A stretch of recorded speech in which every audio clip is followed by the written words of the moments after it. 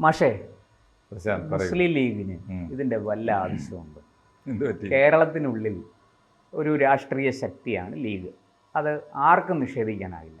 പക്ഷെ കേരളത്തിന് പുറത്ത് മുസ്ലിം ലീഗ് അങ്ങനെ വലിയൊരു രാഷ്ട്രീയ ശക്തിയാണെന്ന് പറയാൻ കഴിയില്ല. എന്നാൽ തന്നെ അവർക്ക് ഒരു ദേശീയ അടിസ്ഥാനത്തിൽ പ്രവർത്തിക്കുന്ന ഒരു സംവിധാനമുണ്ട്, അതിനെ എല്ലാവരും അംഗീകരിക്കുന്നു. പക്ഷേ ഈ മുസ്ലിം ലീഗ് ഒരു നാണം കെട്ട നാടകം കളിച്ച് ആകെപ്പാടെ ഒരു വശക്കേടിലായിരിക്കുക. മാഷിന് കാര്യം മനസ്സിലായി? ഇതെന്തിനാണ് ഇത്? ഈ കേരളത്തിൽ ആരെ ബോധ്യപ്പെടുത്താനാണ് ഇവർ ഈ നാടകം കളിക്കുന്നത്? എന്തിനാണ് ഈ വേണ്ടാത്ത പണിക്ക് പോകുന്നത്? എന്താ മാഷിൻ്റെ അഭിപ്രായം? ഇത് ഈ പൊതുവേ രാഷ്ട്രീയത്തിൽ വന്നിരിക്കുന്ന വെറും ഷോ ഉണ്ടല്ലോ, നമ്മുടെ കുട്ടികൾ പട്ടി ഷോ എന്ന് പറയും, ആ തരത്തിലുള്ള വില കുറഞ്ഞ ഒരു പ്രകടനമായിപ്പോയി ഇപ്പോൾ അവർ കാണിച്ചത്. ഇന്ത്യയിലെ എല്ലാ മനുഷ്യർക്കും അറിയാം സംഭലിലേക്ക് ഇപ്പോൾ പോകാൻ പറ്റില്ല. അവിടെ വലിയ കർഫ്യൂ നിലനിൽക്കുകയാണ്, നിരോധനാജ്ഞയാണ്. അങ്ങോട്ടൊരു മനുഷ്യനെയും കടത്തി വിടുന്നില്ല.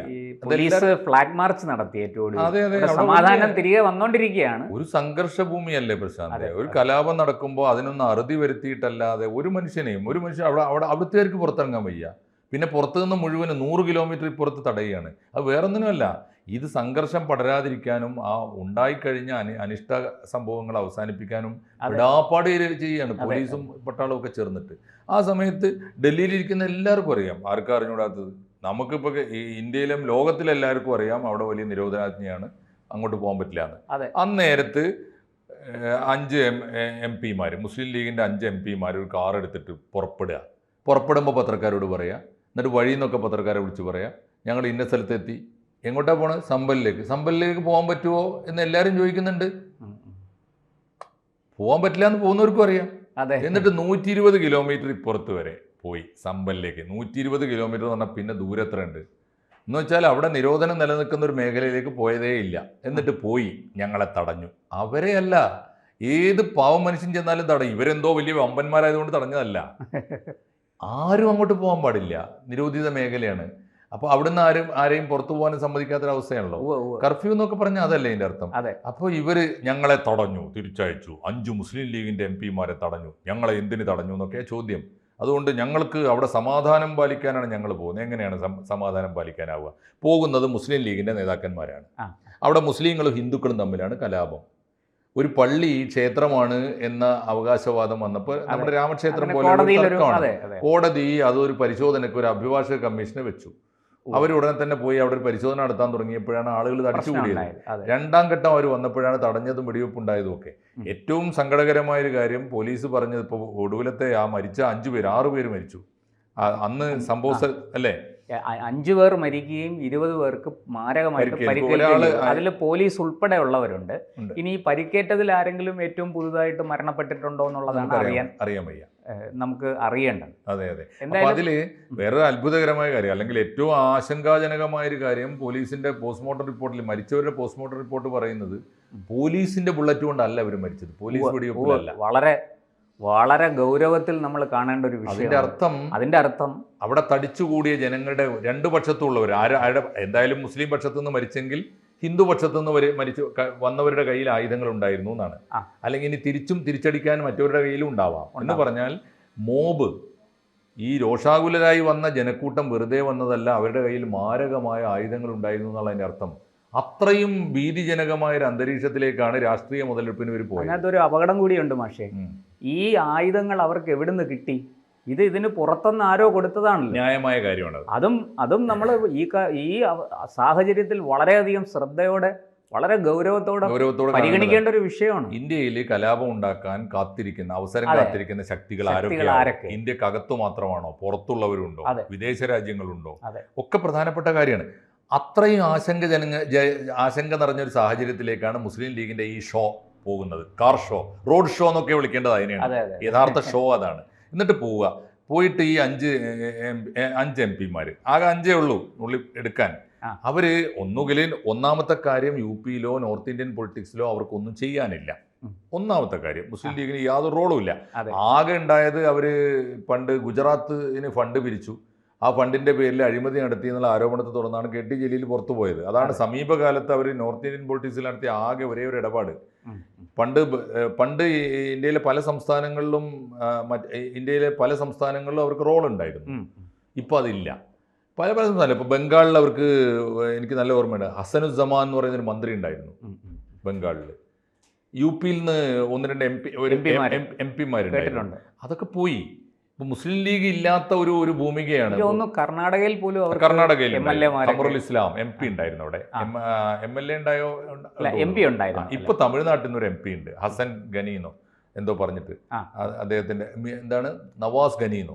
അതൊരു കൂട്ടുകക്ഷി, കോൺഗ്രസും അതിൽ എല്ലാവരുമായിട്ട് ചേർന്ന് DMK കൊടുത്താണ്, DMKയുടെ ആനുകൂല്യം കൊണ്ട് കിട്ടിയതാണ്. എന്തായാലും ആ 5 പേരാണ്. ഇപ്പൊ തമിഴ്നാട്ടിൽ നിന്ന് ഒരാള്, പിന്നെ ഇവിടുത്തെ 5 പേര്, ET മുഹമ്മദ് ബഷീർ MP, നമ്മുടെ സമദാനി MP, പിന്നെ എന്താണ് ഇദ്ദേഹം ഹാരിസ് ബീരാൻ, അതുപോലെ രാജ്യസഭയിലെ PV അബ്ദുൽ വഹാബ്. ഈ 5 പേരാണ് പോയത്.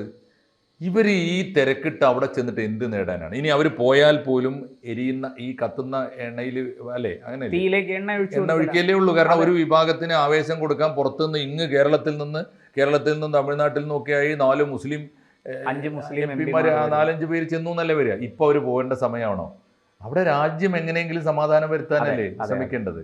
അതുകൊണ്ട് ഇത് വലിയൊരു അപകടം പിടിച്ച ഷോ ആയി പോയി എനിക്ക്. മാത്രമല്ല, ഇനിയിപ്പോൾ അവിടെ താൽക്കാലികമായി സമാധാനം വന്നു കഴിഞ്ഞിട്ട് ഇവർ പലപ്പോഴും ചെയ്യാറുള്ളത് പോലെ പള്ളിയിൽ ഫണ്ട് പിരിച്ചിട്ടോ ഒക്കെ എങ്ങനെയെങ്കിലും കുറച്ച് അവിടെ ആവശ്യക്കാർക്ക് ദുരിതാശ്വാസ ഫണ്ട് എത്തിച്ചു കൊടുക്കുകയാണെങ്കിൽ നല്ലതാണ്. സർക്കാരിന് എത്തിച്ചു കൊടുത്താലും നല്ലതാണ്.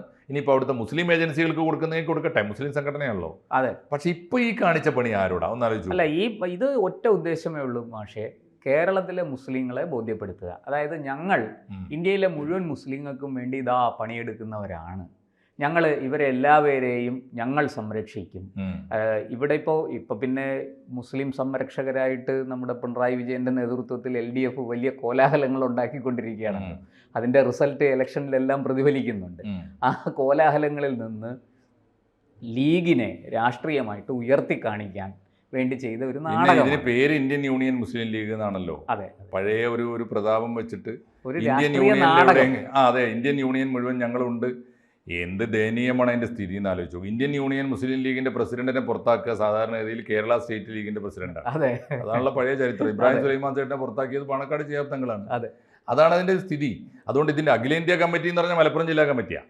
നമ്മുടെ അഡ്വക്കേറ്റ് ജയശങ്കർ സാർ പലപ്പോഴും ചാനൽ ചർച്ചയ്ക്കിടയിൽ വിമർശിക്കാറുണ്ട്, എന്ത് ഈ അഖിലേന്ത്യാ പ്രസിഡന്റിനെ നിയന്ത്രിക്കുന്ന സംസ്ഥാന പ്രസിഡന്റ്. അങ്ങനെയാണ്. അതും ഇനിയിപ്പോൾ സംസ്ഥാന പ്രസിഡന്റിനെ ആരാ നിയന്ത്രിക്കുക? മലപ്പുറം ജില്ലാ കമ്മിറ്റിയെ നിയന്ത്രിക്കുക. അതെ, മലപ്പുറം ജില്ല നേരെ തിരിച്ചാണല്ലോ. അപ്പൊ ഈ പാർട്ടി അഖിലേന്ത്യാ തലത്തിൽ എന്തോ ചെയ്യാൻ പോകുന്നു. ഇവിടുന്ന് ഈ പാവം കേരളത്തിൽ നിന്നാണ് ഇപ്പൊ ഈ ജയിച്ചു പോയതൊക്കെ. ഒരാൾ തമിഴ്നാട്ടിൽ നിന്ന് നമ്മുടെ സ്റ്റാലിന്റെ കാരുണ്യം കൊണ്ട് ജയിച്ചു പോയത് ഒഴിച്ചാൽ ബാക്കിയുള്ള മുഴുവൻ ഈ കേരളത്തിന് ജയിച്ചു പോയതാ. എന്നാൽ ഈ കേരളത്തിന്റെ പ്രശ്നങ്ങൾ പരിഹരിക്കാനുള്ള കാര്യത്തിന് ആലോചിച്ച് നോക്കൂ. ഇവർ ഈ പാർലമെന്റിൽ നടക്കുന്ന നിർണായകമായ വോട്ടെടുപ്പുകൾ, അതെ, ഇന്ത്യയിലും കേരളത്തിലുള്ള മുസ്ലിം കമ്മ്യൂണിറ്റിയെ ബാധിക്കുന്ന ഏതെങ്കിലും തരത്തിലുള്ള രാജ്യത്തിന്റെ സുപ്രധാനമായ വോട്ടെടുപ്പുകളിലൊന്നും ഇവരുണ്ടായിരുന്നില്ല. അവർ ആ സമയത്ത് അവിടെ പങ്കെടുക്കാറില്ല. അപ്പോൾ പറയുന്ന ന്യായം, ഞങ്ങൾ ആ സമയത്ത് കല്യാണത്തിന് പോയി, അവിടെ ബിരിയാണി കഴിക്കാൻ പോയി എന്നൊക്കെ പറയാം, അല്ലെങ്കിൽ ഫ്ലൈറ്റ് ലേറ്റായി പോയി എന്നൊക്കെ പറയാം.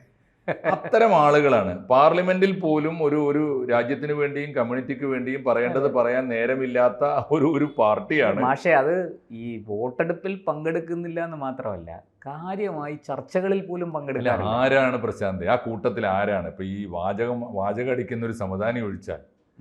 വാചകം അടിക്കുമ്പോൾ അതിൻ്റെ കൂടെ ആത്മാർത്ഥതയും കൂടി വേണം, അതുണ്ടായാലേ. അതുകൊണ്ട് വാചകം മാത്രമായതുകൊണ്ട് ഒരു കാര്യമില്ല. മറ്റവർക്കാണെങ്കിൽ ഇപ്പോൾ കുറച്ചെങ്കിലും ഭേദപ്പെട്ട് വല്ലതും സംസാരിക്കുന്ന ഒരാൾ ET മുഹമ്മദ് ബഷീറാണ്.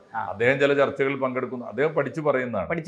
അതൊഴിച്ചാൽ എന്താ ഇവരൊക്കെ റോള്? ഇനിയിപ്പോൾ പുതിയ പയ്യൻ ഹാരിസ് ബീരാൻ എന്തെങ്കിലും അദ്ദേഹത്തിൻ്റെ സാധ്യത, സുപ്രീം കോടതി അഭിഭാഷകനൊക്കെയാണ്, അദ്ദേഹത്തെ കുറിച്ചാണ്. പക്ഷെ അപ്പോഴും ഇവർക്കൊക്കെ ഇവർ കൊടുക്കുന്ന രാഷ്ട്രീയ പാഠം വളരെ മോശമാണ്.